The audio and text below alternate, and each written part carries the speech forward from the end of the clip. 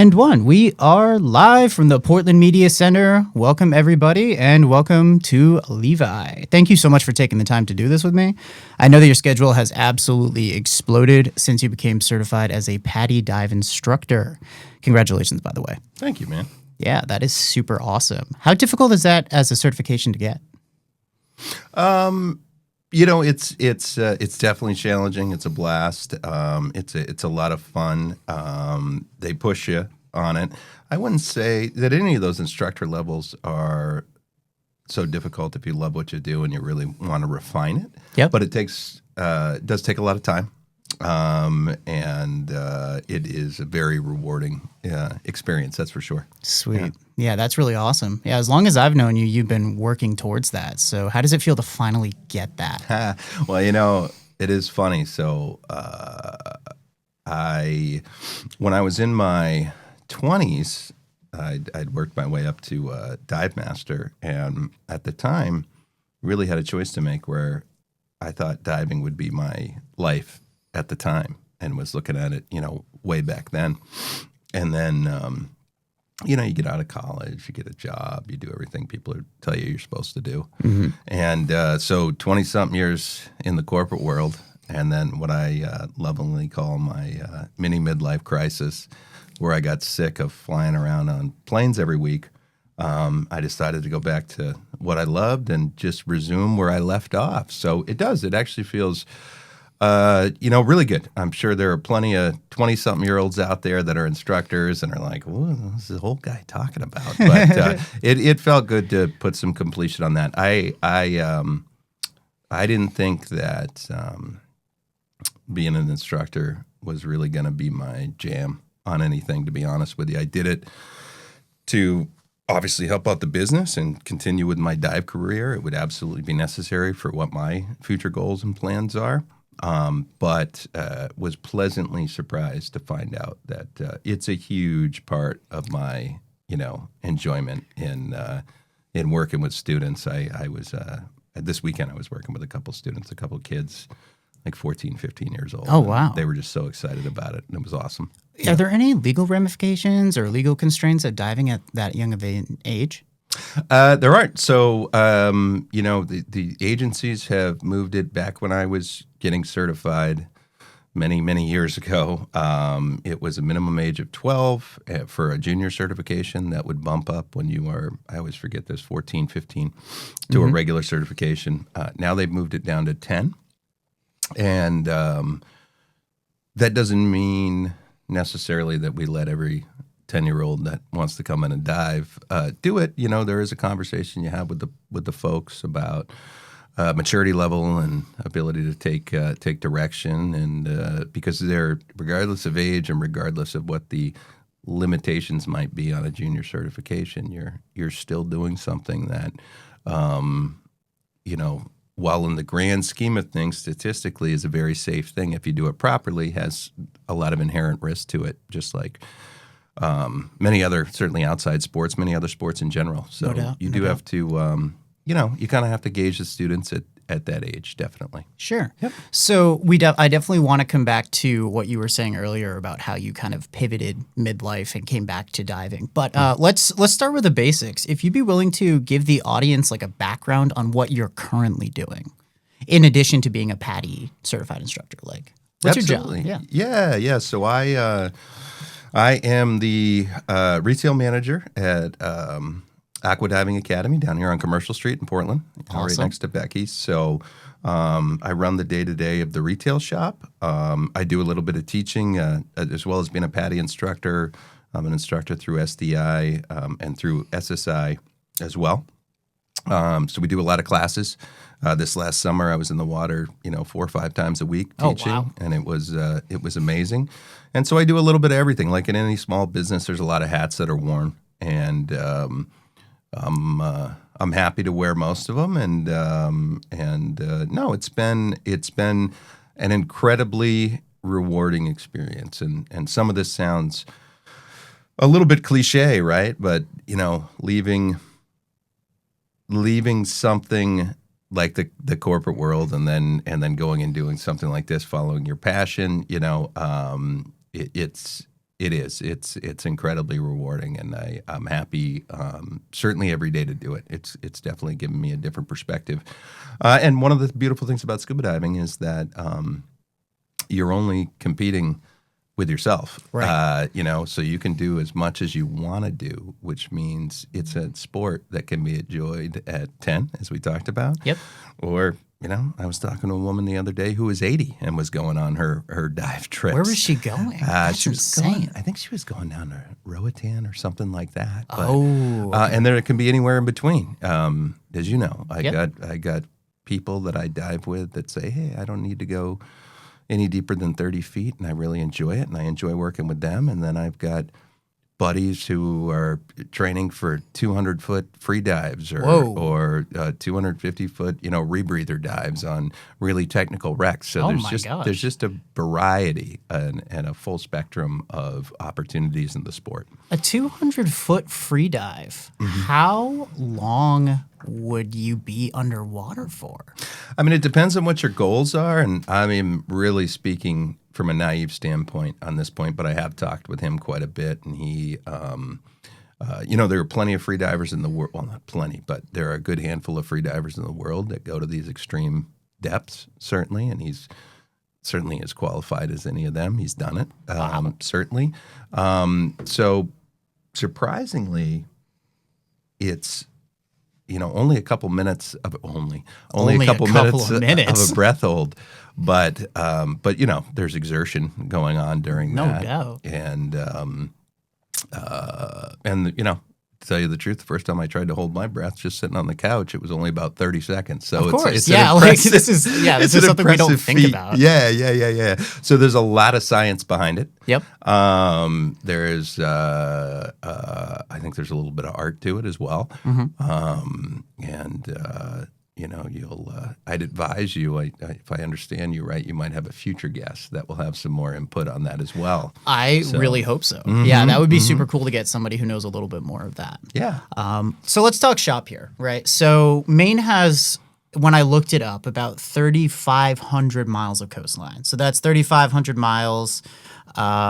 We have around, when I looked it up, it said 1,000 wrecks. Now, mind you, that was the whole ChatGPT Google answer. We have sea, we have fish, and we have lobster that you can go and visit. So why is Maine not a diving hotspot that attracts people from all over the world? Yeah, in your opinion? Yeah, it's a great question. And interest has been growing in the Northeast in general, incredibly strong, I would say, over especially the last 5 years. And some of it's a perception thing, right? So it's cold. It can be dark sometimes. Visibility can not be great. It can be a little rougher. And so when you compare that, obviously, to the South Pacific or the Caribbean or other places like that, you get a very and you take it's just a very black and white type of view. Okay, color, fish, visibility, warmth, and then you look up here. But a lot of it is, and what a lot of people learn is, it's just about adjusting your view of what beauty is in a way. That's and really profound. I like that. yeah, and what I tell people is there are thousands and thousands and thousands of people that come up to Maine to see the beauty of the coastline and the dramatic rocky coastline and what it looks like. So imagine just floating effortlessly over that coastline and seeing the same thing. And so, what's great about Maine is its underwater geography or topography. It mimics the rugged coastline that you see. So if you're into structure, there's a ton of sheer cliffs and rocks and interesting formations down there that are beautiful in itself. On top of that, there's a lot more life down there than what people expect, and it's always wonderful when I love teaching the open water in the summer, because when I take people out there, I can't tell you how many people have said one of two things, like I was just getting certified so I can go on trips, or we do a lot with public safety or citizen science dive teams or stuff like that, or I'm just getting certified for work. But wow, like, this is so cool. there's so much stuff down here, you know.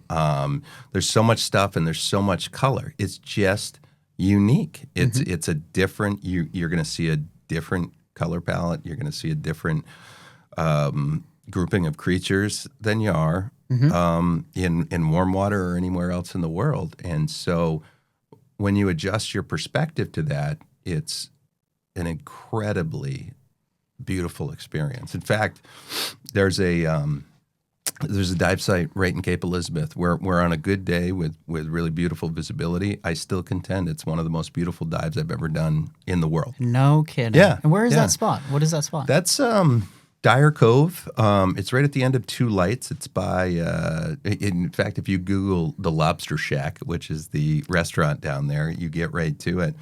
And it's absolutely gorgeous. I've had big bait balls of stripers swimming around me that I couldn't even see through. I've seen striped bass, like big balls of striped bass. Yeah. Oh, don't yeah. let the fishermen know that. Yeah. Exactly. And big Atlantic torpedo rays that are flying through the water. No way. Yeah. Okay. Yeah. And even the kelp, the eelgrass, all of these other kind of beautiful images that are under the water. I mean, the last time I dove there was a couple months ago, and we had 40 feet of visibility. I mean, it was in the last year that I've been diving in Maine, I've never seen visibility consistently as good for Maine as I have. You know, mostly 20-plus foot days, sometimes up to 35, 40 feet. And that's good in Maine compared to the tropics where you get like 120, 200 feet of visibility. Yeah, exactly. And but it just lends itself to it's very dramatic scenery is how I would call it. Nice. Yeah. So it's becoming more of a spot, certainly. I think that it's people get a little bit shy about. Okay, it requires maybe a little more equipment in the sense of warmth And what kind of equipment would that be? The biggest piece is thermal protection, Yep. honestly, so it is. It's a hood, it's gloves, it's 7mm wetsuit in the summertime and a dry suit from November to March time period. A dry suit? That's a suit that keeps you dry? Yeah. In the water? Yep. Whoa. Yep. So there are several different types, but the general process is this suit keeps you dry, and then what you wear under it keeps you warm. Oh, wow.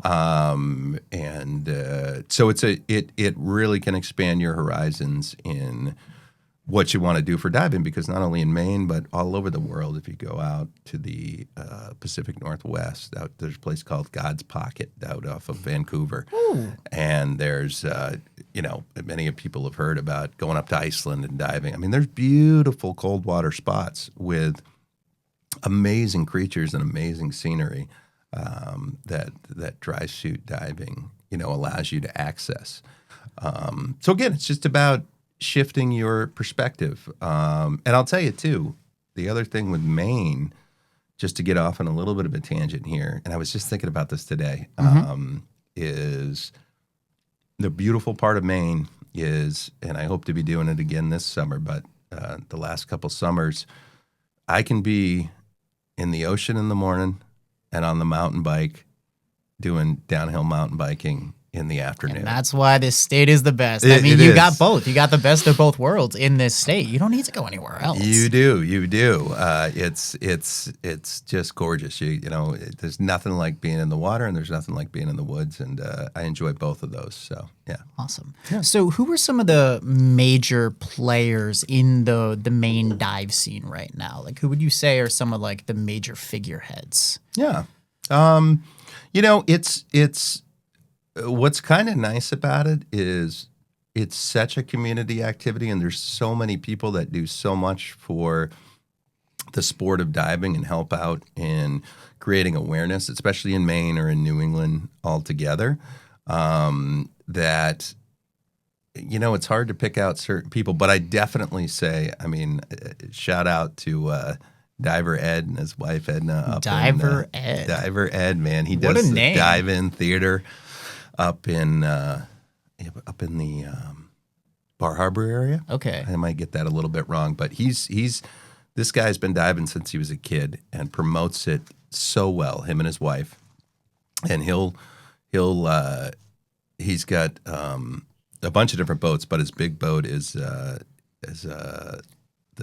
Starfish Enterprise, I believe. The Starfish Enterprise. Yeah. I want to also circle back. You said diving theater. Is that diving dash theater or diving comma theater? Dive dash in theater. So what he does is the kids can go out on the boat. I believe there's a screen up where Eddie's diving, and he's got a camera set up. They can see what he's looking at, and he's got a full face mask where there's comms to the surface, and they can hear him talking. And then he'll bring up different creatures so the kids can look at it. It's a tremendous educational experience, just absolutely genius. Very cool. And the guy is a master at it. He'll help anybody out. He dives. He makes his living in the water year-round doing different things. He's come down to plenty of our things that we host down here. I mean, he's tremendous. Julie Footman, who owns Aqua Diving Academy, she's been doing this for 40 years. Wow. She tells some wild stories about, she's had the store for, I think, 30 years. And back in the day, she'd be up all night filling tanks for urchin harvesters, hundreds and hundreds of tanks over a 24-hour period, grabbing some wetsuits or something to lay down, take a nap on. Oh, man. That was That's back devotion. during the gold rush of urchin harvesting. Has that since died down? It has. So, and even the guys that are still in it will tell you, we just at the time I believe there was no regulation on it. Kind of overfished it. Man. Yep. Guys were making more money than they knew what to do with. Yep. A couple of good, there's plenty of those guys that set themselves up real nice and are doing other stuff or still doing some of it and doing it real responsibly and everything. So that's been great. She's another, kind of main legend. That woman's, she's forgotten more than I'll ever know in her dive career. No doubt. And then my boy Nick Feza down in Brookline, Mass. East Coast Divers, love those guys. Okay. Nick and Alex own East Coast Divers. Yep. Huge promoters of the sport. They have more of they have a huge recreational business, but they do a lot of technical diving, wreck diving, and technical diving in general. And then Nick does a ton of the free diving, and he's been a huge advocate for increasing the interest of free diving in the Northeast as well. Is he in any way related to the person who's free diving the 200 feet? Yeah, he does a lot of that. He's worked. He's done a lot of stuff with different groups, kind of studying the effects of free diving. He came up here and did a talk for us, which was absolutely amazing, talking about the concept of quote unquote technical free diving, where they're experimenting with some other gases at the surface, higher oxygen content, things of that, and exploring what the effects are of that on the body. And he's got a great video that I have playing on a reel at the dive shop where he's down. I want to say it was like 210 feet in Truck Lagoon. Yeah. Just motoring right along. Just he's got a scooter, and he's down there on one of the wrecks going through a jellyfish field just on a breath hold. So like a scooter, what does that mean? Yeah, so they have because I'm like really picturing cool. him like on a little Vespa driving around through this jellyfish field, maybe some like air powered Vespa or something. Yeah, they come in many forms. I mean, you can get some just for playing around in the pool and stuff like that, but the more technical ones, they call them DPVs, diver propulsion vehicles, and most of them are shaped very streamlined, shaped like a little missile or submarine or something like that, and you hold onto the back of it and they motor you right along. Oh, it's like when you're watching those like movies about like special operations divers and they're like holding on to those like torpedo looking things. Exactly. That's a DPV? That's a DPV. Got it. Okay. Yep. Cool. Yeah. So there's many more. I'm not gonna, but those are the folks that I really look at and are saying, wow, they do a lot. for the industry. They love the industry. They've made their mark on it, certainly for Maine and New England. It's great. They're completely they're very motivational people, and they get people excited about the sport, which is wonderful. We're blessed to have a very active dive club in Maine as well. Actually, a few of them. One of them is Diver Ed's. Diver Ed has a dive club? He has a dive club. Sick. His League of Underwater Superheroes. Is that what it's called? It. Yeah. The LOUS, loose. The League I don't of know Underwater if he puts an acronym to Yeah, it. no, Yeah. but But no, loose. that's him. And then down here, we've got the Maniacs Club, Maniacs Dive Group. And then there's actually one up in the Mid-Coast, which is great, too. I think it's the Aquanauts up there. Aquanauts. Ooh, I like these names. These are good names. Yeah. So it's a great community. Very cool. So is diving as a profession, and diving as a skill part of any larger industries in the state of Maine? I remember I was watching like YouTube or something, and I saw a political ad for the gentleman Graham Plattner, who's currently running, and he was in a wetsuit by the looks of it. And I was like, why is he a recreational diver? I don't think so. I think he's an oyster farmer. An oyster farmer. Okay. Yeah. But on that note, what is so great about being in this industry right now in Maine is, I had a buddy of mine. I didn't ask for permission, so I won't say who it is, but he has a very successful business in Maine. And when he bought the business, he was not from Maine. Okay. He came to Maine, and he had said, Levi, I just think Maine is so undervalued in general, business-wise, every other way, and it's so true about, I think, the waterfront too, even though it's probably our oldest industry up here, or industries up there. And now when you talk to folks, the term blue economy comes up a lot, meaning let's focus on some of our strengths. So we've got a huge increase in interest in aquaculture. Yep. Right? So the oyster farmers, kelp farmers, things of that nature. We have a lot of scientific diving teams. Okay. And as a matter of fact, UMaine Scientific Diving Program, they were one of the first four that established helped establish AAUS as a scientific diving, as kind of the overarching group for scientific divers. The University of Maine was one of the original four. Yep. Do you know the other three by any chance? I think Miami. It was like the four corners of the United States, but I somewhere out in Washington, maybe. I'm going to get that part wrong, but okay. Yeah, they kind of were there. So there's a lot of scientific divers. Okay. And also public safety too, because we do have so many different types of waterways. There's inland, there's obviously the ocean, there's certainly different types of situations which require kind of a different group. So we've got a lot of public safety dive teams as well.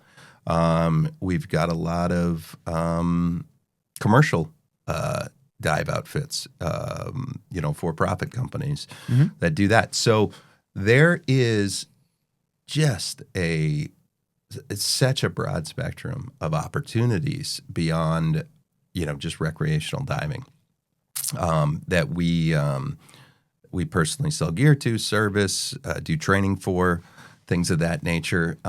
So it is, and it's great because we get a lot of, kids coming in, high school or getting ready for college or just getting out of college that want opportunities with the ocean as a career. And this is a great way to get them started on that, which is phenomenal. Very nice. Yeah. Absolutely. So how many of these major organizations, or what major organizations do you and your shop work with?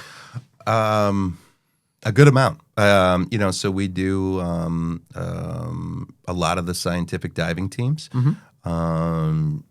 Probably 10, 12 of them. Do you work with UMaine? We do work with UMaine. Very nice. They're fantastic. Okay. Colby and Liz up there to run that program. They're excellent teachers, and they run an excellent program. Brilliant. So much so that what we've started to look at through Julie's foresight and through the hard work of one of our instructors who is a scientific diver is creating more citizen science opportunities. So, where can people come in? And it's not necessarily a certification, and just get some practice, learn how to lay transects and take data, and things of that nature. On that same note, we got a wonderful citizen science group that I've got to hand it to Glenn Page, who started a group called Team Zostera, which is about restoring eelgrass in the state of Maine. And he's given some great opportunities and will continue to give some great opportunities to young scientific divers who, let's say, have come out of a UMaine program or something similar and need some experience while they're looking for jobs in the scientific diving world. And it's a volunteer organization. And they have received a lot of praise internationally for the work that they've done so far. This year, they're planning on trying to plant between, I think, 500,000 and 1 million eelgrass seeds. That is a lot of grass. Yeah. Oh, my gosh. So they're working with organizations like Bowdoin, who have helped them with the science piece of it. I got the opportunity to go down to learn more about it and visit with the dive safety officer of Duke University, UNC, NC State. And those are big names. Their programs. Yep. Yeah, it was awesome. It was fantastic, and I learned a lot because I still jokingly say I am a part of that organization, but I am the dumbest guy on the boat. All these folks are very brilliant scientifically. And I just keep trying to relate it to that movie Avatar. So which one? The one with the guy with the arrow on his head, or the one with the blue people? The blue people. The blue people. Yeah, oh, okay. Yep. Oh, so you're like Jake Sully's character, the Marine. The plants talk to each other and stuff like that. Yeah. Okay. Nice. Very nice. So I feel like a lot of people are going to ask this. Does Maine have sharks? They do. Oh. Yeah, but they've always had sharks. We've always had sharks. They've always been around. A little more prevalent. Obviously, there's more awareness about them up here, particularly the great white shark. Okay. I could tell you honestly, and I do get this question asked a lot. Absolutely. When it comes to the dive shop, I can tell you honestly that I really don't think twice about it when I'm in the water scuba diving. Even great white sharks? Yeah. Great white sharks are like the villain of the underwater world. They are. You are. watch Jaws, and you watch all these movies that demonize that particular shark. Yeah. And so you don't think twice about it? No, I don't. They're beautiful creatures. They are like any other animal. They're actually surprisingly skittish in a lot of ways, but they can also be very curious. And there's things you can do in the 1 in a million chance, by the way, that you witness one. Is it statistically underwater. that low? I don't know if it's statistically. That's just me saying that. But I can tell you that, last year going through all the shark sightings and everything, I was diving 3 or 4 days a week in an area that was supposedly constantly seeing them. Okay. I never saw one. And I would have a discussion with my students about it, and we would talk about it. And would I... In the summertime up here, would I change a few habits if I were swimming or paddleboarding or something like that? Maybe a few, but I'm not going to, you know what? If I go for a hike in the woods, I might see a bear too. So I don't, it's just what it is. You just need to be aware of it and respect it. Yep. But, I got to be honest with you. I'd love to see one. Yeah. No, I feel like the dive community kind of goes crazy whenever there's like a great white. Maybe I'm wrong, but I'd imagine when there's a great white shark sighting in the state of Maine, like the diving community goes crazy trying to find it. Yeah. I think it's 50-50. Okay. So some people don't like it as much. Yeah. I think it's 50-50, and I might change my mind when I'm right there with one, but there's so much that you can educate yourself on about their behaviors. It's so much that you can educate yourself on shark behavior, particularly in the Northeast, and then you can look up stuff like Ocean Ramsey's work with them and things like that. You know, she's out in Hawaii. Working with great white sharks in particular? Great white sharks. Well, some of them, just sharks in general. But yeah, it's, you know, but what are you going to do? You're going to stay inside all day. I got a bigger chance of getting in a car accident on my way or crushed by a fridge. Yeah. And I'm not going to stop, you know, exploring the underwater world. But they're there. Yeah. And again, they've always been there. Sure. I absolutely. mean, well before any of this awareness or this attention to the great whites, you know, I had a buddy up the coast that was he had a cage and he was doing shark dives 20 years ago out there with people. Now, at the time, it was mostly blues and other stuff, but I mean, they're there. Blue sharks, you mean? Okay. Yep. I feel like, you can kind of liken great white sharks to and people don't think about this in Maine, but moose, right? You think of great white sharks as like this big, mean kind of predator of an animal. And you'd think of moose as like kind of docile, kind of goofy. You want to get up close and see them. Now, you could not be further from the truth, right? Mm-hmm. A moose, running into a moose in the woods is a genuinely terrifying experience. Mm-hmm. Like if you are not of incredible distance from them, because they are very large animals and they don't realize how strong they are. So it's kind of like the great white shark. People have this perception that the great white shark is like this like dangerous animal, and the moose is this like clumsy, it's really cool, you can get up right next to it, and it could not be further from the truth on both ends. Yeah. Okay. Yeah. Very good. You know, I really equate it to like in my old world. I used to work a lot in Montana. Yeah, and you know, like the grizzlies don't stop people from enjoying all of Montana. You know what I mean? The Montana grizzlies. You just need to be more aware of it and make smart decisions. And if you do that, there's such a low probability, you know, of anything. So yeah, it's more preventative maintenance versus repairing maintenance, preventing the grizzly from even showing up in the first place versus dealing with the grizzly when it does show up. Mm-hmm. Very good. So you mentioned earlier that the water is very cold, right? Mm-hmm. So I want to ask you personally, have you ever been in a situation where you're diving in water that you have no business being in? It is so cold, you're just getting through it. It's like an episode of Iceman. Do you have any experiences like that? So not necessarily in water that I don't have any business being in, but you know, I've dove under the ice. I've done a bunch of different stuff. But I will tell you, one time, it's just about kind of prepping for it. And it was a minor thing, but the only stupid thing I ever did relating to cold water diving was me and a buddy were out on a really just one of those windy February days where you were diving in February. Yeah. What? Yeah. And I, for whatever reason, I can't remember what I was doing. It was so cold as we were getting geared up that I was putting my gloves on, and I can't remember why I didn't have like dry suit gloves too that would keep my hands dry. Yep. I had wetsuit gloves on, thick wetsuit gloves. You know, you could still, and plenty of people do that. That's, you know, you can still stay warm that way. But I decided to kind of charge them with like hot water. I'd put hot water in, so there's an initial shock. Well, by the time I got to the water, because we ended up messing around with some gear, the gloves are pretty much frozen. Oh, no. And I stupidly was like, whatever, we'll deal with it when we get in.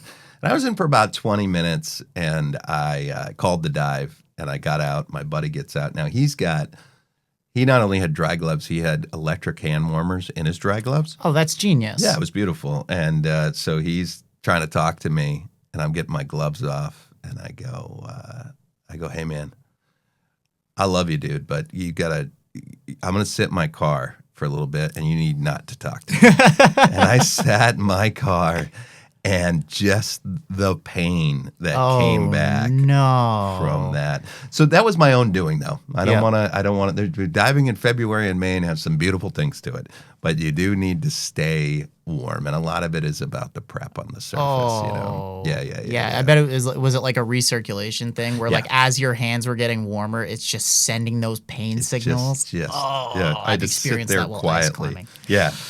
So that was cold. Yeah, that sounds cold. But But no, I mean, yeah, we the water can be cold. Now in the summertime, it's I guess I say this for a New England person, but I swear to God, it's surprisingly comfortable and warm. What does surprisingly comfortable and warm mean? Like high 50s. Yeah. Like high 50s, maybe even low 60s, depending on the depth you're at. Oh man, I'm absolutely sold. So, and you're using 7mm wetsuits. Like, can you, for the audience, like explain like the difference between a 7mm and what you would use if you were in Mexico or the Philippines or Thailand? Yeah. So if you were in Mexico, let's say you put on. You take two of the suits you would wear in Mexico, put them on together, and then take another 1mm layer and layer over the top of that. Gosh. You know what I mean? But it's warm. I mean, it's you stay comfortable. It's good. It's beautiful. Huh. Okay. That's it just sounds it's like gorgeous. You're like in like a giant neoprene like marshmallow kind of thing. Yeah, it takes a little bit of getting used to. Sure. But I started diving up here when I was like 14.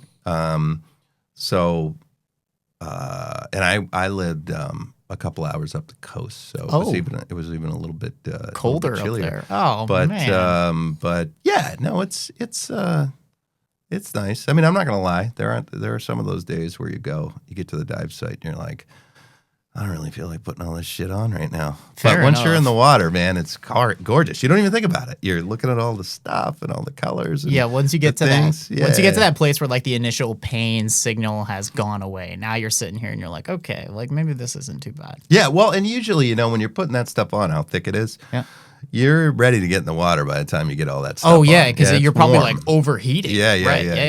Okay. Yeah, it can be. So, what are some of the crown jewel spots? You mentioned Dyer Point. What are some of the crown jewel spots in Maine, diving wise? Like, where are your spots? Like, you're trying to sell me on a dive trip. Where are you taking me? So you could all the way up the coast. There's Nubble Light. Okay. Which is a beautiful dive in itself. You got the lighthouse out on the island out there, which is it's swimmable distance from shore. That's a gorgeous dive. There are 2 to 3 places, very easy, right in Cape Elizabeth, that are shore dives that are gorgeous. You head up a little bit further, you go to Rachel Carson's up in Pemaquid. Okay. That's a dive where you can do a deep dive. You can go down this rocky cliff underwater down to about 100 feet. That sounds hardcore. And it's gorgeous, and you go all the way back up, and there's so much life. I mean, nudibranchs and everything all over the place, fish everywhere. Up on Schoodic Peninsula, up by the Bar Harbor area, gorgeous dives. Pull over anywhere you want to and do some dives there. And then, once a month during the summer months, a buddy of mine who's been doing this since I was like 15, 16. He's got a great boat, Dave Sinclair, Sea Ventures. He does 2-tank boat dives out off of Monhegan Island. Hey, that's a good spot. Oh my God, it's so gorgeous. You talk about matching the cliffs and everything. You can have a gorgeous dive there at 40 feet. You can have a gorgeous dive there at 150 feet, depending on what you want to do and what your training is and everything else. Yeah. And then if you go all the way over to Eastport, I mean, Eastport will commonly be found in different dive articles and things like that on bucket list dives. No kidding. Yeah. Like the Lubeck area near Canada? Yeah, right over all the way, the first place that the sun hits in the United States, Eastport, Maine. What you have to be careful of there and what's so wild about it is you have to hit the tides just right.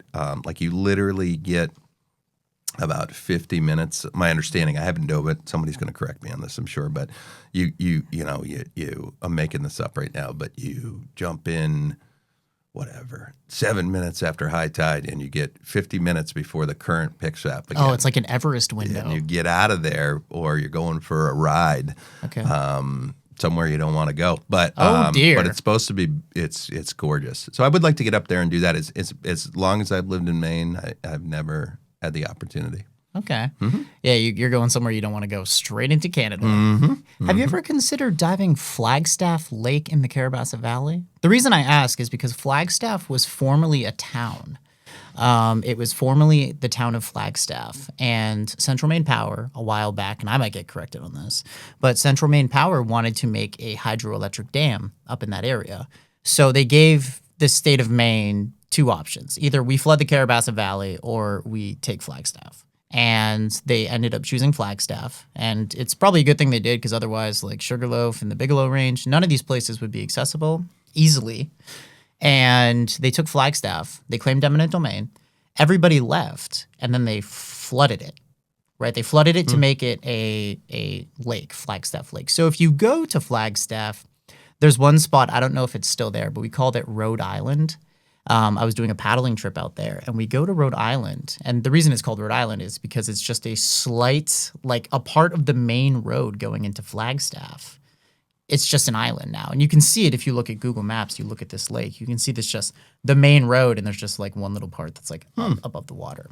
So it might be interesting as a diver to check out that area and see what you can find underwater. Yeah, it's funny you mention that, because I have heard people that have done it and had a good time doing it. But even to a bigger point, we've been talking about the ocean the whole time, but there's some really cool lake diving in Maine. And, some people will say, well, what is it, just a muddy bottom or whatever. But Maine, due to the geology and the glaciers and things of that nature in some of these lakes, there's just really interesting structure down there, huge, boulders, things of that nature. To your point, Maine's got such a rich history, both inland and on the ocean, that there's interesting stuff that's under there, like old Model A trucks that were delivering lumber. Oh, that's hardcore. Or even some of the funny stuff, like you go over to Fry's Leap in Sebago, and it's just a sheer wall, because the kids jump off Fry's Leap, and it's just a sheer wall that goes down about 90 feet. It's a really dramatic scene when you look up. And it's hilarious, because you get down there, and there's about 100 years of partying at the bottom of that thing. What does that mean? Like, are you like pounding PBR at the bottom of this lake? No, there's you'll find a Budweiser can from yesterday, which isn't great. It's that's not cool. But you'll also find you might find one from the 1800s or whatever. You know what I mean? Okay, that's what you mean. So there's a bunch of just stuff down there, and you never know what you are going to find. I mean, I was diving with a buddy just in Casco Bay here under the bridge that goes over into South Portland, and we would go down there and we'd bring bags and we'd pick up bottles down there, and our attitude was, well, we'll get back to shore, and if we find a cool bottle, awesome. If not, then we cleaned up the bay a little bit in our own way. Hey, we found a clay sailor's pipe down there under the bridge with an insignia on it that we were able to trace back to like the late 1700s, early 1800s. That's insane. Yeah, it's wild. I mean, Maine has such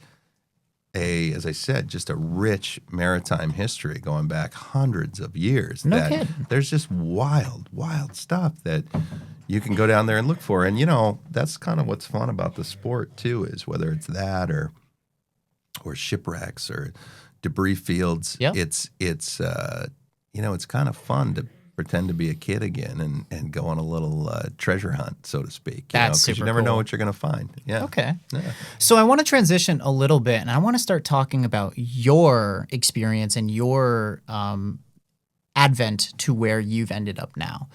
You mentioned this earlier, that you've been diving a majority of your life, but that you also had a rather unorthodox transition back into the world of scuba. Can you talk a little bit more about that in detail? Yeah. So,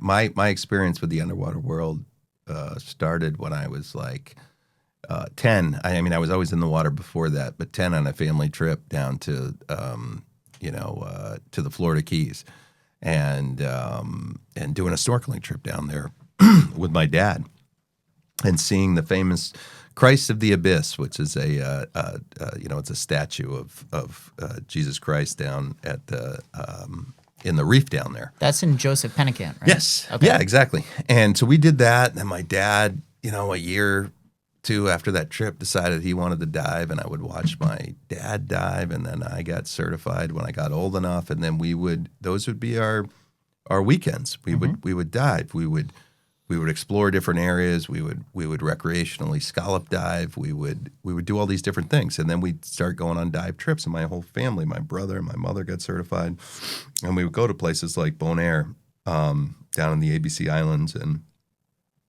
we would dive. And then in college, I worked at a dive shop, and I progressed up through, and I really, for a while there, had considered, making diving my life. And then, as things go, you get through college, and then you gotta go get a job, and you do all this other stuff, and especially then, there wasn't as much. Plenty of people did it, which I admire them for, but I don't think there was as much emphasis on. It was more like, hey, you got to go get a job in this particular field and do this and that and that. And so for many years, my diving was just on the occasional trip, maybe once or twice out here. I kind of gave it a break for a long time. It just it always been sitting in the back of my head that I wanted to go back and get into it in some meaningful way. Yep. And so I did that night. When I, of course, being down in Portland, I started going by Aqua Diving Academy and things of that nature, and met more people and really loved the community. We had community up where I dove up in Mid-Coast, but just more people down here, and there were just more people that were into it. There were more opportunities for it. Sure. So that kind of sucked me back in, and then, as you get involved in that community, you start looking for ways to enhance that community. Yep. And you try a few things, and you host a night at the dive shop, and maybe one or two people show up or whatever. Yep. But you keep sticking with it, and now we've got we'll have 20 something people out on a community dive, or we'll have 20 plus people, and more people kind of zooming in on a Zoom presentation by like a Jill Heinerth or a John Chatterton or something like that, and it's just been a blast. Very cool. Yeah. So you mentioned that you worked in corporate for a while. Mm-hmm. When did you have the internal dialogue that you were going to leave what was probably a really secure corporate job and transition and take a risk in a very niche kind of outdoor recreational job?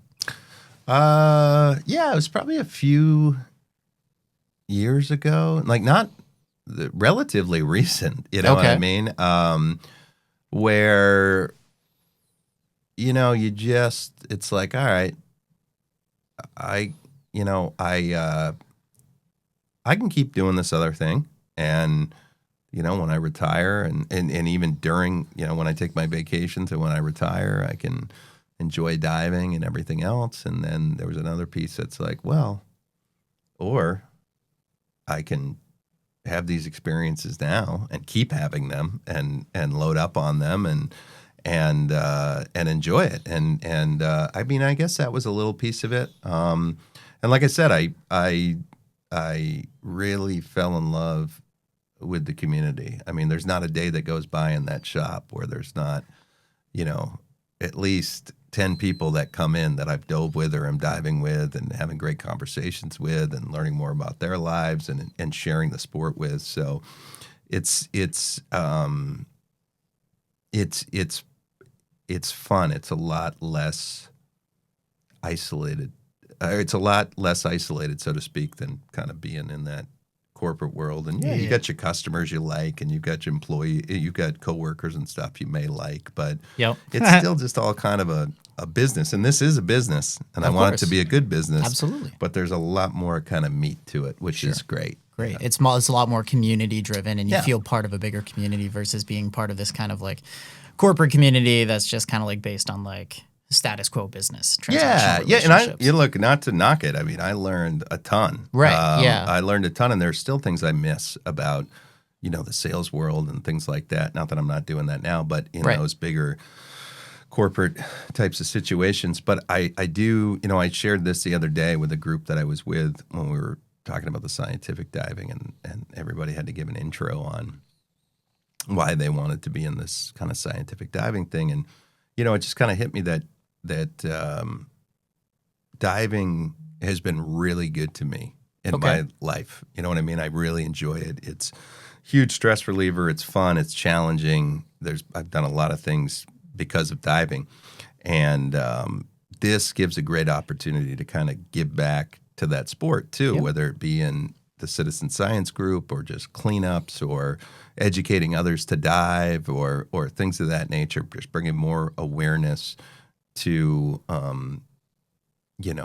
what can be found underwater and more so specifically even to Maine in general. And really, it's a great sport that plays a lot into kind of the ecotourism that Maine has to offer. Which is one of our biggest, I'd say it's one of our biggest industries. 100%. Hiking, biking, whatever it might be.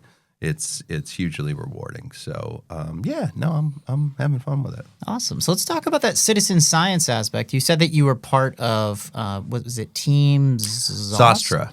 Team Zostera. Yes. So what's that all about? So, Team Zostera was built. It was kind of a vision that my buddy Glenn had. He's spent his whole life in kind of conservation type jobs and businesses and things like that, especially with the aquatic world. Sure. And so he really started taking an interest in eelgrass, of all things, right? Which is like, you kind of go, all right. Eelgrass? Well, whatever. Yeah. So it's just like a species of underwater grass? Yep. Okay. Yep. And as we find more out about it and certainly other things, there's a ton of benefits that eelgrass brings, in terms of nutrients, being a carbon sink, doing all these very good things. Just this random grass in the middle of the ocean. This grass in the middle of the ocean. Oh, right. And there's different types of species, but what we have up here, and what's interesting about it too is, and Glenn, forgive me if I get this all wrong. Reminder, I'm the dumb guy on the team. So, but in our area, it grows taller than in other areas. A little bit south, a little bit north. There's like a sweet spot area, and there's several maybe theories behind why that is. Water flow in and out with the tides and nutrients, things like that. But if you look at a heat map of where this grass is over the years, like Casco Bay in general had these gorgeous, big, beautiful meadows of it. Wow. And you could see it shrinking down significantly. Oh, no. That's probably due to the warming of Casco Bay or the Gulf of Maine? Yeah, there's a whole bunch of I think a lot of different factors play into it, whether it be invasive species, whether it be water temp, whether it be, whatever it might be. They're still trying to kind of figure that out as well. And there's a lot of folks, like I said, way smarter than me looking to figure that out. But I just wanted to be a part of a team that, could do something positive, and it'd be fun. It'd be a good camaraderie thing, all this other stuff. And so, he started that. We learned a little bit about it. We did some dives. We got some guidance from the DEP, who also works on it. Okay. He's educated himself just completely on this. He's just an expert at it.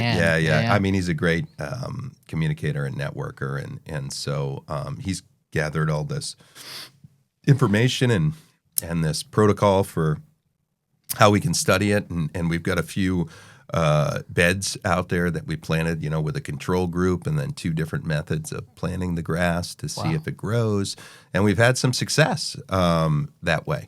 And so what started with, him and like one or two other people. Like is now he's got a group of, I think we're bringing on 20 divers. Oh my gosh. Yeah. So it's really grown. It's grown. And what's your role in the Team Zostera hierarchy?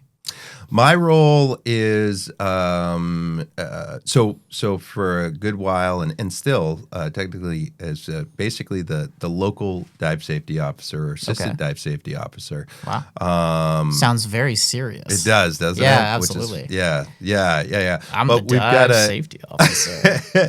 We've got a younger, much more capable diver who is coming up, and she's going to take on that role. She's done a fantastic job. She works at the dive shop as well. Oh, no kidding. Yeah. Yep. Okay. And shout out to that young that lady over. who is becoming the dive safety officer. Yeah, at you know Team what? I can Zostera. say her name. Yeah, it's Savannah. Oh, okay. Savannah. Yeah, you know yeah. Savannah. Yeah. Fantastic. Brilliant. Very good. Very motivated. Excellent. Every single time I've interacted with Savannah, she has this internal drive that I think is super unique. Yeah. When it comes to like anything that she puts her mind to. Yeah. And I think that's definitely gonna. Yeah. So my role will be what I would like my role to be is just to be there for support in any way they can do it. Sure. Right. And support through the dive shop. Mm-hmm. I'm balancing what I can do there with my own goals and ambitions about what I want my place to be in the dive industry and where it will be in Maine. Great. And so, just staying involved, doing whatever they need me to do in terms of that. But kudos to that group. They've done amazing. They've had amazing efforts so far, and it's been recognized. Like I said, across the globe in many instances for what they're doing. And it sounds like a very promising season from the last meeting I was at. So nice. Yeah. So have you ever worked with? So you've worked with the University of Maine. You've worked with Team Zostera. Have you ever worked with like any larger name industries like NOAA or the National Geographic Society or the Gulf of Maine Research Institute? Yeah, it's a good question. So I haven't personally directly, but there's a lot of stuff that we indirectly, I guess, would say do from those folks. Like it's still a small industry, right? Yep. So a lot of again, servicing of gear, supplying gear, things of that nature, and a lot of the groups we work with work more directly with those people. So there's kind of that 7 degrees of separation thing going on. But we, I got to hand it to, a shout out to the place I work at, but 40 years of being established, we work with just about everybody, which is awesome because you learn so much about so many different aspects of the business and different ways of not only diving but just data collection and what they're working on and it's fascinating. There's some really smart people out there, which makes me feel good working on things in the Gulf of Maine that will pan out. Definitely gives you hope. Oh yeah. Good. Yeah. So we've talked a lot about like the serious and the business, but like, do you have any like really funny stories from your time in any funny stories from your time diving? Any stories of you just being caught in a weird situation? Let me see. I mean, weird situation. Maybe in the shop, or maybe a situation where you're just out on a dive and you end up somewhere you shouldn't, or. Oh my God, I don't know if I want to tell that story, but no. You get a lot of fun situations. So yeah,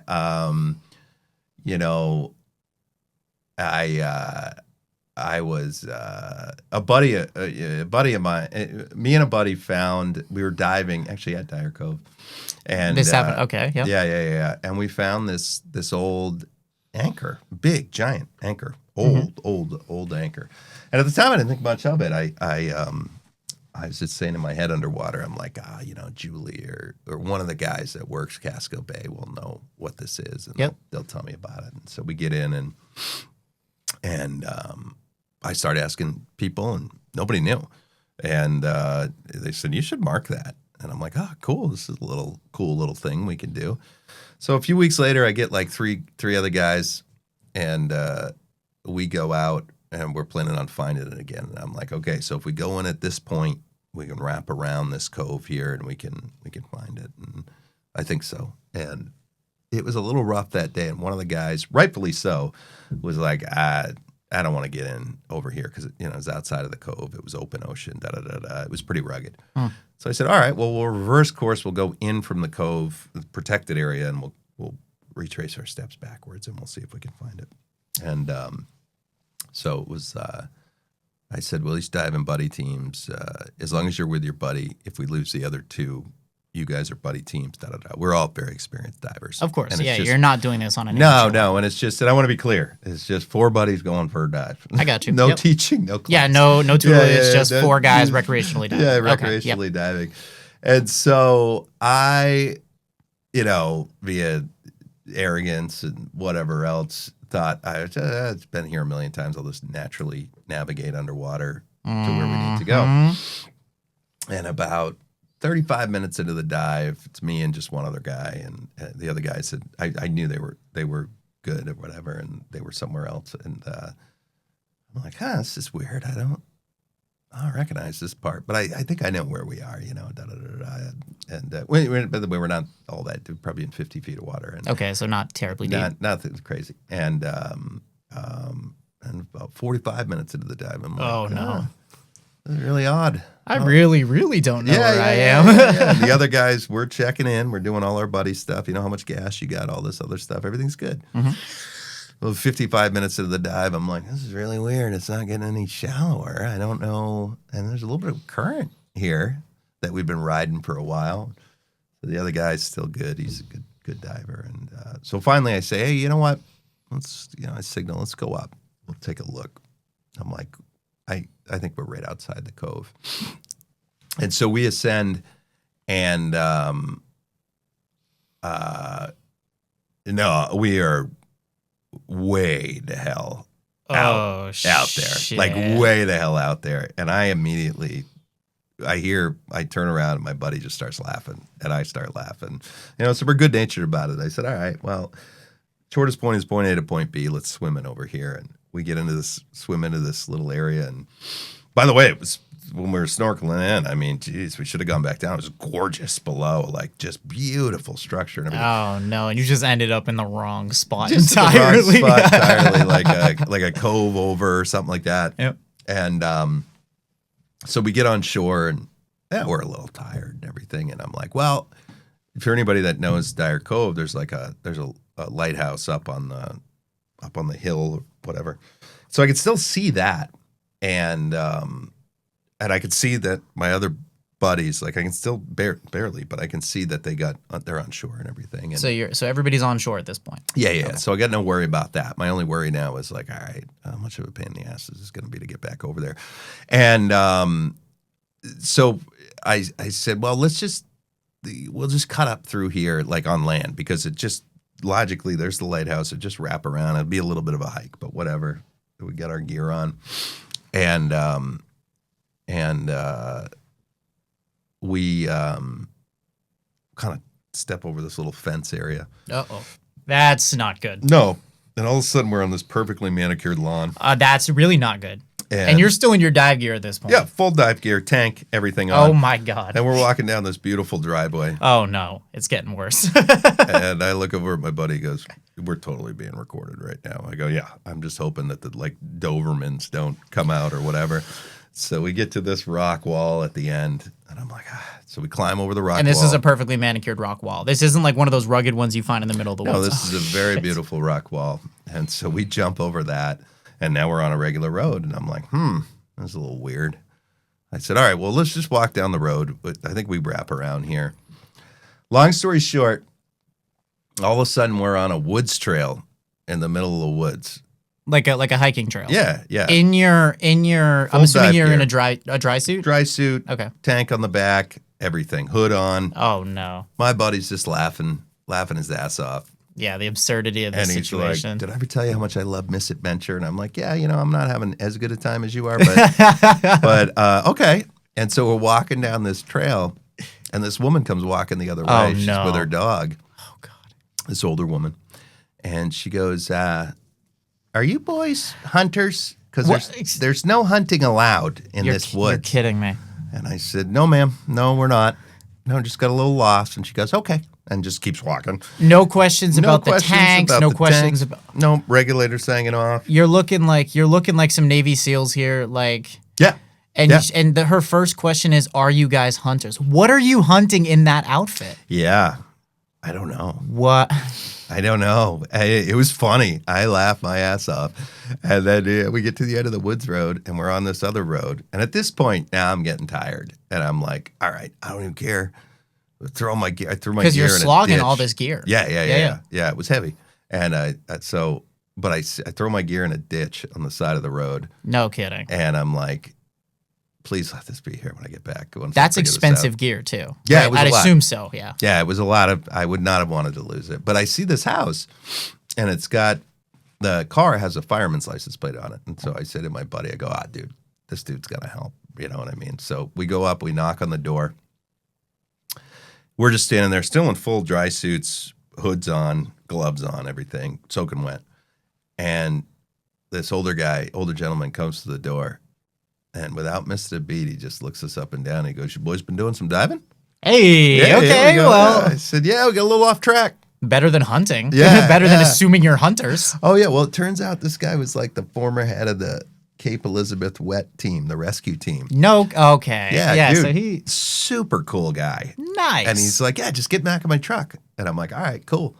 And so we get back in the truck, and he drives us back to the dive site. And there's my other buddy sitting on the back of his truck, just legs swinging off the back of the truck. We pull in. He's got this big shit-eating grin on his face. Yep. And I get out of the truck, and I was like, I don't want to hear it. And he goes, you are never not going to hear it ever again. And yeah, that was an experience that day. That was an experience. Definitely my bad.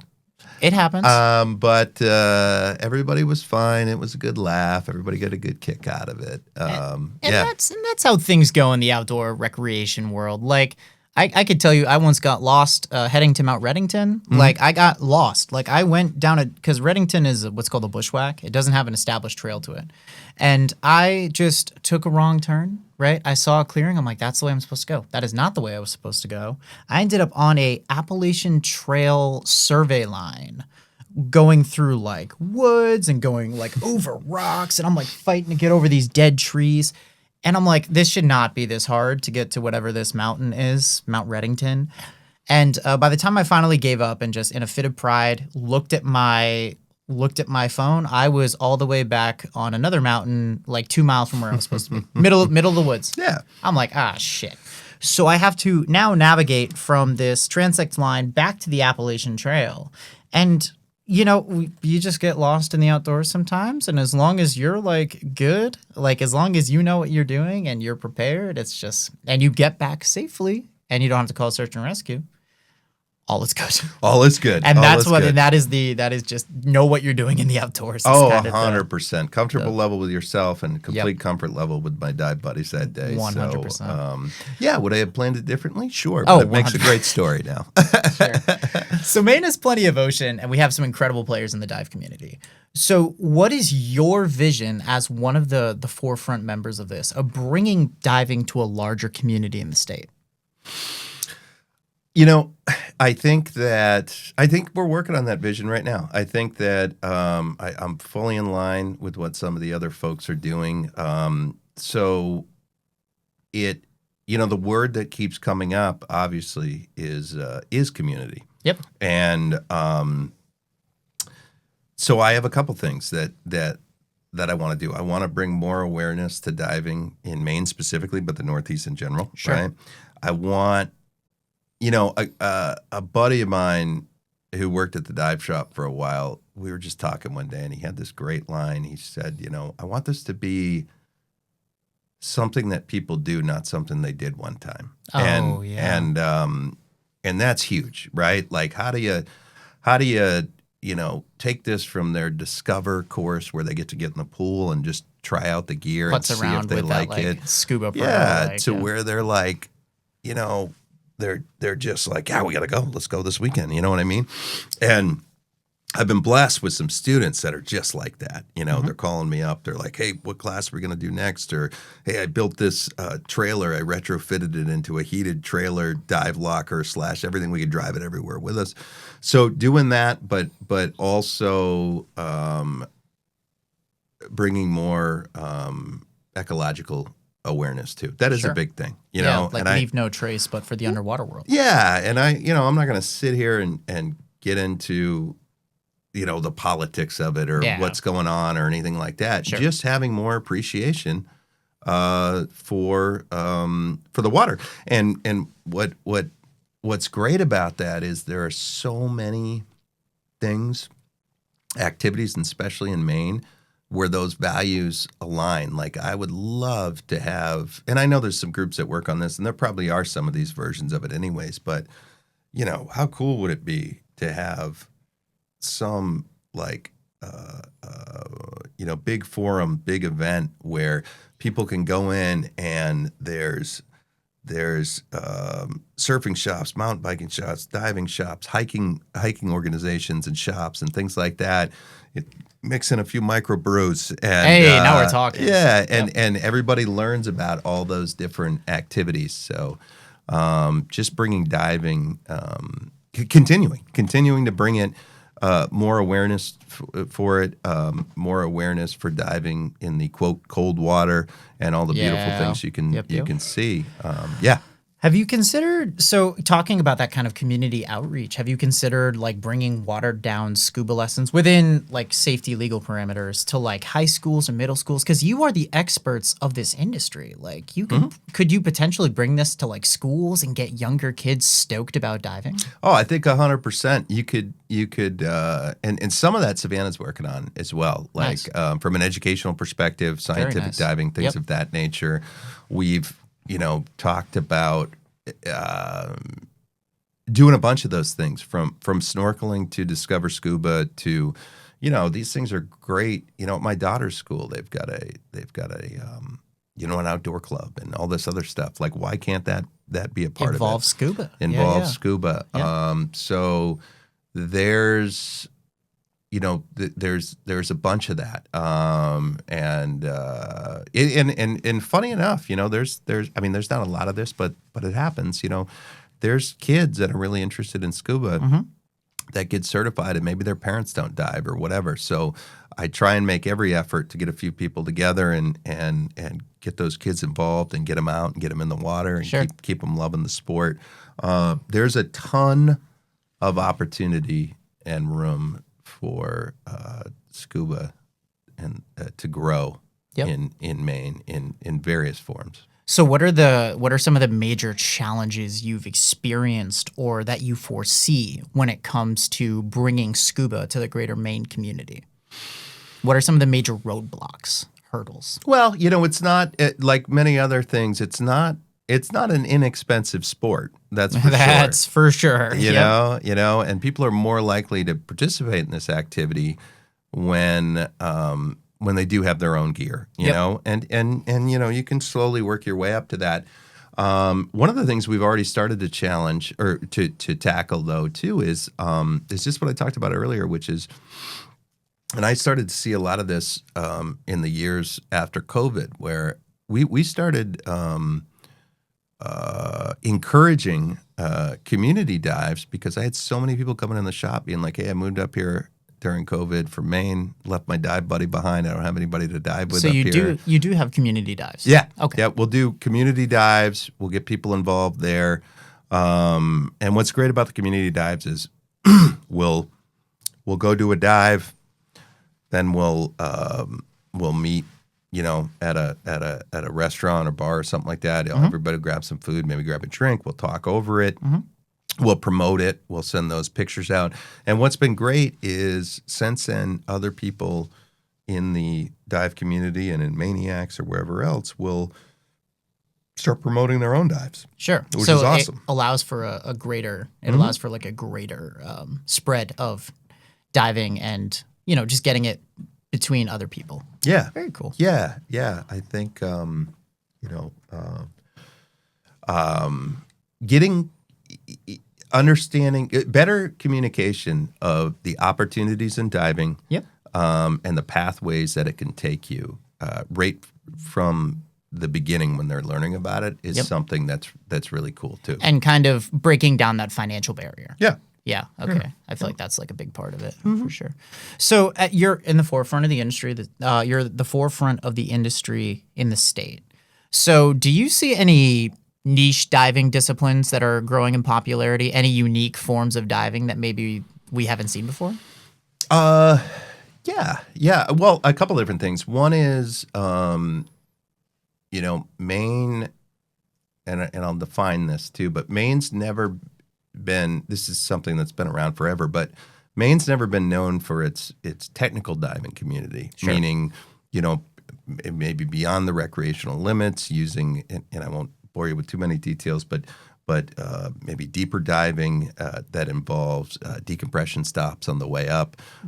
So explain. So what's a decompression stop? So decompression stop is when you're underwater, whenever you're underwater, right? Yep. Your body is absorbing nitrogen from the gas mix that you have in your tank. Even if you're just diving in You're the not air. like breathing in just like normal oxygen. You're breathing in 21% air, 79% nitrogen. Okay. So 21% oxygen, 79% nitrogen, which is Okay. what our air is made up of, right? Right. Yeah. But as you go deeper, the partial pressure of those gases increases, and so you are bringing more nitrogen in your system. And what you need to be able to do, what they found out, right, over years and years from the Navy all the way up through, and even before that, is that your body needs to be able to off-gas that nitrogen and do it in a safe and slow manner, right? Yep. So every time you ascend, whether you know it or not, you're off-gassing because that pressure is decreasing and that nitrogen is dissipating out of your tissues and everything else. Yep. Well, there becomes a certain point. I'm just going to just kind of way over generalize this, but there becomes a certain point where it's not enough just to go up slow. You have to make very specific stops on the way up to give that nitrogen time to off-gas properly. To dissipate from your tissues. Exactly. Okay. And lots of times that can be expedited by the use of higher oxygen content in other bottles, which you would decompress on all the way up through. So how does that work with free diving though, right? So you have this gentleman who is diving down to like 200 feet. You don't have or maybe you do, have the lung capacity to make those safety stops because you got to get back up. So how does that work with nitrogen? How does that work with the nitrogen dissipation? Yeah, so it's interesting. So it's funny because this annoys the crap out of my buddy who does a lot of free diving. He actually put an article out there which was "Stop Saying You Can't Get Bent Free Diving," which you actually you can't get bent free diving. Yeah. Like what is that? What does well, that because mean? the thought is people don't think like, oh, I don't have compressed gas on my back. It's just a breath hold from the surface, right? Okay. Well, you actually can now, not as severe at most of the time, and usually after a lot of repetitive deep dives because you'll build up nitrogen in your system. Yep. But typically it's not as much of a concern with free diving unless you're really hammering it home, like these guys that are doing deep repetitive free dives in a day. Yep. That can be a way. And again, I'll leave it to folks way more well versed in this than I to explain through some of that. But regardless, so Maine has had mostly recreational divers dive offshore, dive off a boat, 30, 40, 50, 60 feet. And you have guys that are really pushing the limit. Now, the tech diving world is growing. Yeah. So we've got growing interest in people up here interested in some technical diving, whether that's here or elsewhere. We've got an interesting increase in people interested in what's called side mount diving, which is having, I mean, you could do it with one tank, but most of the time it's done with two tanks, and they're on each side of you versus on your back. Why? Well, a lot of it had started from, cave divers who needed to get into spaces that were more horizontal than they were vertical, and so the tanks were better suited on the sides.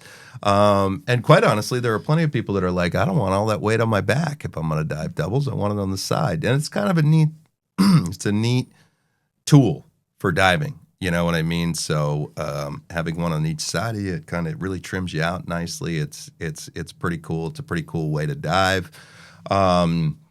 Obviously not required for typically anything you would do up here, but for, again, as a step towards maybe some of that soft technical diving, as I would call it, or something like that. That's growing interest. Those are areas that, I'm not going to say are old hat to other folks, but certainly areas that I wouldn't call new, but are of new interest to folks up here as they expand their diving horizons. Is great. I work with one gentleman who now is doing side mount diving in caves down in Florida. He lives up here, but he goes down there constantly, and he's exploring his life now as a cave diver down there. So just that growing interest beyond, standard, for lack of a better term, a lazy term, recreational diving. Yep. Getting a lot of folks involved in that. So we'll do demo nights in the pool where folks can try those types of configurations out. Yep. And we have the capacity to train in some of those areas. Yep. And we certainly know the folks that can train beyond that. Okay. You kind of picked that up. Yeah.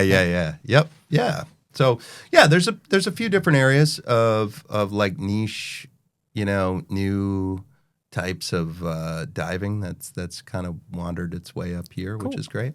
What about like niche disciplines of like free diving, like spear fishing? I always dreamed of becoming a spear fisherman. Never happened because there's a lot of legal jargon about it. But what about like niche disciplines of like breath hold diving? Yeah. There's a couple different things. One is the spear diving and free diving community is growing tremendous up here. Yep. A couple folks, great folks, started Northeast spearfishing and freediving community group. Way. Okay. Yeah, that's on Facebook that you can find. Yep. Okay, this is exciting. Yeah, even more niche and super cool. One of the fastest growing industries in the dive community is actually mermaiding. Mermaiding, yeah. What is that? Well, it is pretty cool. It is a mixture of performance, of exercise, core work, everything, breath hold skills. Yep. A lot of valuable pieces, actually, to be honest with you, for the free diving. You can, and again, better people than I can explain this. Sure. But, yeah. You can start out with anywhere from just a monofin, working on technique and style, where both your feet fit into, one fin. Okay. So it's kind of like that dolphin kick or mermaid kick, if you might. So they're like swimming like a fish. Yeah. Okay, this is so cool. Yeah. And who was doing that up here? Like, who would I talk to? Who would I talk to talk about mermaiding? You want to talk to Angel at Aqua Diving Academy. Aqua Diving. Okay. Angel at Aqua Diving Academy is the queen up here. She's one of very few instructors on the East Coast that'll do it. That's badass. And she has several different ways that you can do that. She can consult with you on opportunities too beyond once you get certified in it, and it's fun, man. I've seen them do it. I've been working on my bubble rings myself. Blowing some bubble rings, and but no, it's super fun and fascinating and. There's a whole bunch of stuff that kind of goes into it, from, like I said, from performance to even getting these big, beautiful mermaid tails. If you want to, just the pure, frankly, workout that goes along with it. Oh yeah. Sure. Whether you want to just get more of a comfort level in the water, get a good workout in, and have some fun doing it, or actually progress and do some mermaiding and whatever opportunity that takes, whether it's for a job, whether it's just for something you want to do. There's a ton of different opportunities there. That's badass, and I absolutely am going to have to consult Angel about getting her because I want to talk about that. That is cool as hell. Yeah, it's super cool. I would like to become a mermaid. So what are your visions for the dive community in the state of Maine, and where do you hope to see it in the next 5 years or so? What's the 5-year plan for the diving industry in the state of Maine? For the dive industry in the state of Maine, I want it to, we've had a few great opportunities where it has, diving in Maine has appeared, whether it be in different industry journals, about unique diving experiences. Mm-hmm. And that's cool. I still want it to be considered a unique diving experience, but yep. I want it to go from, hey, you ought to try this out to, yeah, we go diving in Maine every year. Nice. You know what I mean? Yep. And so that would be my biggest thing there. I want to see more representation of the sport all the way up the coast, you know. I want to get more people in the water, and we're doing really good and healthy things for Aqua Diving Academy as a business yep. to ensure that those things happen. So, and I want it to be honestly one of the draws to Maine in general. I'd love it to be a bigger piece of just the general, business climate around sure. here. Yep. And to service those, to continue to service well those folks that make their living on the water. Yep. Whether it be the old guard. Yeah, via aquaculture or scientific diving or those mm-hmm. commercial guys. I mean, there's just so much opportunity up here. And so many folks come up here to enjoy the water, whether mm-hmm. it be inland or on the ocean.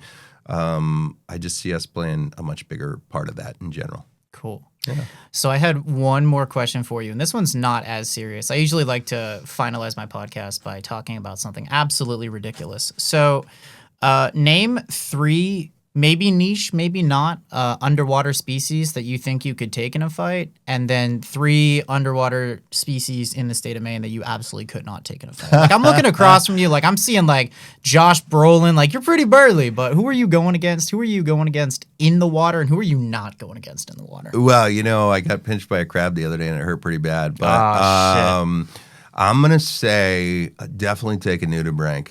Okay. Yeah. So like for the layman, what's a nudibranch? A nudibranch is I'm going to give you a layman because I'm a layman. It's a little sea slug, for lack of a better term, but they're very intricate. They're very beautiful. They're great yep. for macro photography, so you'll see a lot of people taking pictures of them. Yep. So definitely that. You're fighting a nudibranch. I'd fight a nudibranch. I'd fight a flounder. Oh. Flounder. Like Flounder from The Little Mermaid, or like yeah. what? Yeah. No. Yeah. What? Flounder from The Little Mermaid. You're telling me what I think is an easy fight. It's Flounder, yeah. Shoot, all right. Yeah, dude. All right, and then your third. I didn't care for Flounder in The Little Mermaid. Oh, that's a hot take. He was so innocent. That's crazy. Yeah, that's what makes him easy. He won't even see me coming. All right. You know what? I gotta represent. I got to represent Maine in our battle against invasive species, too. I'd fight a green crab, too. Oh, that's a big problem around here, isn't it? Yep. Fight a green crab. Fight a green, yeah. Is that the one that nipped you the other day? No, I can't be sure of that. Okay. I don't know what it was. Okay, you just got nipped by some crab. Yeah. And then who are you not fighting? Who's your like, that's above my weight class, he's going to run the fade, I'm going to get hurt? Well, you know what, dude, is I wouldn't mess around with when the jellyfish blooms come, probably a lion's mane jellyfish. I'd stay right away from that. Those are the really big ones. Yeah, dude. Yeah. I wouldn't do that. We don't get Portuguese man-o-war up here, do we? I don't think so. Thank God. Okay. I don't know. And I kicked one in Florida once. Did you? Yeah, thankfully I kicked its air sac and not like the actual like stinging tendrils. But did you do it to be a dick, or did you accidentally do it? No, so I didn't. No, so I did it. I mean, how could you be a dick to a friggin' Portuguese that's man what I was of war? gonna Like an ask you. absolute Medusa. Yeah. No, I was just swimming off the beach in Florida, and I just remember kicking something. I'm like, that felt weird. And I look down and I see the blue, and I'm like, oh, okay, no, Yeah. that's gonna be a no for me. Yeah. Okay, so lion's mane. Yeah. Wolffish. Definitely wouldn't mess with the wolffish. Yeah. Okay, that sounds menacing. Yeah, they got these big teeth on them. They're scary. Eee. Yeah. And then probably like a North Atlantic torpedo ray. The first time I saw one, I didn't realize that I'm not, first of all, let me say, I'm not gonna touch any of these things. Right. But This is I'm not this gonna is harass so any of these things. hypothetical. Like, we are respecting wildlife Yeah, here. yeah. It's just a funny way to. Oh yeah, dude. Wrap it all up. I just gotta put that in there and be like, this dude's out there just harassing wildlife. He's No. touching the stingrays. Yeah. North Atlantic torpedo ray. I guess they have like quite a shock to them. Oh. Yeah, don't touch those. Like an electric eel shock, or like, oh wow. Yeah, They can yeah. produce electricity. I guess so. That's yeah. hardcore. Yeah, dude. Okay, so somebody correct me on that, but somebody told me that, and I'm 90% sure that's the case. Yeah. I'm But I gonna don't, look into that after this episode. I think. Yeah. I don't want to do that either. Okay. And then I've mouthed off to a couple of them mermaids. They're pretty tough too. I don't know that I would not go against a mermaid. They Yeah. have a tail and they can slap you with Yeah, it. yeah. They're pretty rugged. All right. Well, okay. So we've talked about kind of scuba diving in Maine, and then your involvement, and we talked about how you want to bring this to a bigger industry. So this was an absolutely fantastic interview. Oh, thank you, man. You did so good, and I'm so thankful that you managed to fit me into your schedule, because I know you are super busy down there. No. It's my pleasure, man. I loved it. This was a fun time. Yeah, this was absolutely fantastic. So thank you so much. Have a good evening, and to anybody who is listening, stay weird, Portland.